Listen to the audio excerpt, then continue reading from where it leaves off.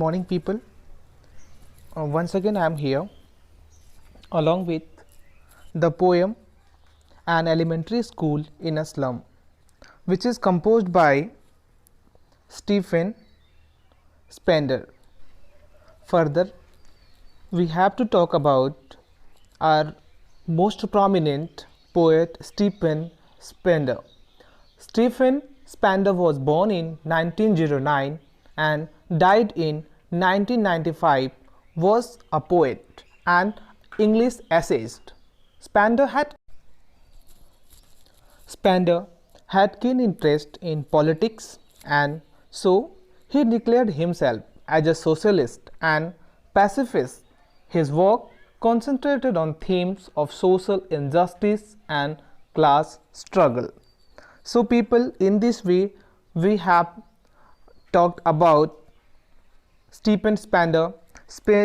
Stephen Spender, जैसा कि आप जानते हैं, हम बताए हैं आपको कि वो एक बहुत ही प्रोमिनेंट पोएट थे जिन्होंने an elementary school in a slum के बारे में लिखा है। एक ऐसा एलिमेंट्री स्कूल जो एक स्लम में बसा हुआ है। स्लम का मतलब होता है एक गंदी बस्ती, a dirty native place where poor people use to live.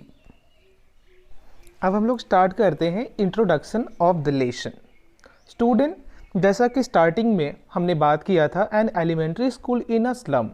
Slum में एक ऐसा एलिमेंट्री स्कूल है जहां पुअर पीपल और उन्हें पढ़ाई करने के लिए प्रकार की कठिनाइयों का सामना करना पड़ता है।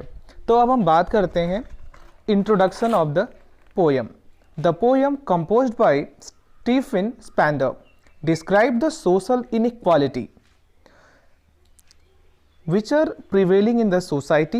As you all know people, कितना तेजी से ये सोसाइटी में बढ़ता जा रहा है। इस पोयम में जो पोएट है वो डिस्क्राइब करता है the condition of the student of an elementary school which is situated in a slum area. The poet wants to draw attention of everyone towards these kids so that their life can be improved.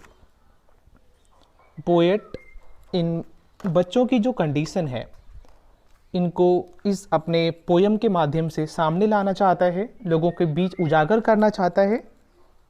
और they may might gain train and become good citizen rather than criminals. यही poet की इच्छा है। Their heads hanging low in a sadness due to being poor. उनका जो head है वो झुका हुआ है, वो उन्हें अपनी गरीबी का एहसास है और वह झुका हुआ है। तो स्टूडेंट, जैसा कि आप जानते हैं, हमने बताया भी है कि ये जो क्लासरूम है, क्लासरूम से ओपनिंग होती है इस पोयम की। क्लासरूम बहुत ही गंदा है और उसका जो वॉल है वो इतनी गंदगी है वॉल पर कि वह साफ दिखाई देती है। और उस वॉल पे कुछ पिक्चर्स भी चिपकाए हुए हैं। और इस पोयम में अभी हम बात करेंगे एक ऐसे बच्चे की जो इन क्लासरूम में उपस्थित सभी लोगों की भीड़ से एकदम पीछे बैठा हुआ है। And a kid is sitting having bright eyes that fill with dream.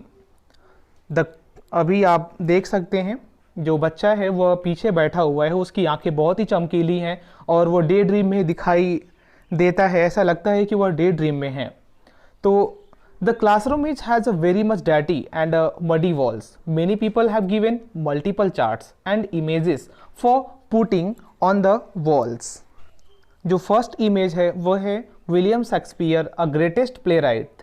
His head is bald and looks like a rising sun because of shining.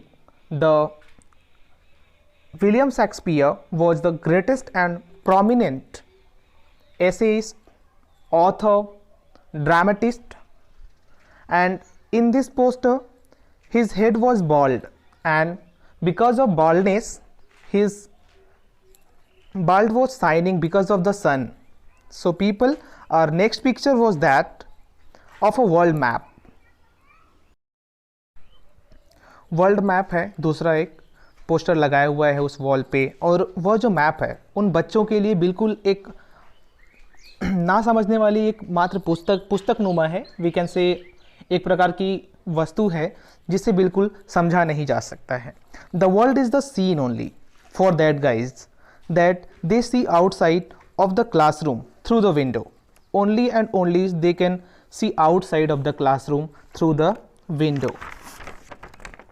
They have dim and hopeless future. They all have a dark and depressing future. They are distant from the light of knowledge. कुछ नहीं कहा जा सकता उन बच्चों के लिए, क्योंकि वो बच्चे बिल्कुल भी नहीं जानते कि आखिर वो कौन सी वस्तु है, केवल दीवार पर एक चिपकाई गई है। तो उन्हें यह चीज़ नहीं कहा जा सकती, केवल दीवार पर वो वस्तु चिपकाई गई है और वो लोग समझ नहीं पा रहे हैं कि वो किस प्रकार का पिक्चर है।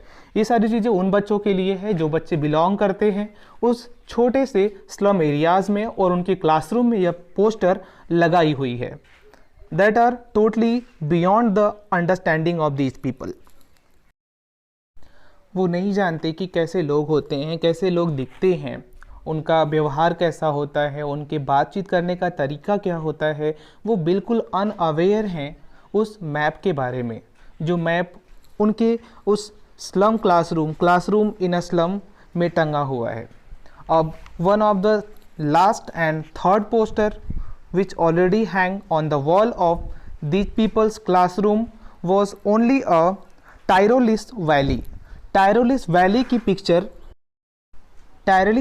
पिक्चर पेस्ट है और उस पिक्चर में देखा जा सकता है कि चर्चेज है, हाउस है, वहाँ पर किस प्रकार के वैलीज़ है, कितने हिल्स होते हैं, ये सारी चीज़ें उन पिक्चर में दिखाई जाती है। लेकिन ये बच्चे उन सभी पिक्चर से अनअवेयर हैं। कैसा है, क्या है ये चर्च, होता क्या है, और बड़े बड़े बंगलू कैसे होते हैं, और ऊंचे ऊंचे हिल्स पर पहाड़ियाँ और उनमें किस प्रकार के घर बनाए जाते हैं, वहाँ के लोग कैसे होते हैं। These people are absolutely unaware about that thing. So we can say that how a people lead their life in a slum. The children are so thin and their bones are skeleton are clearly visible through them.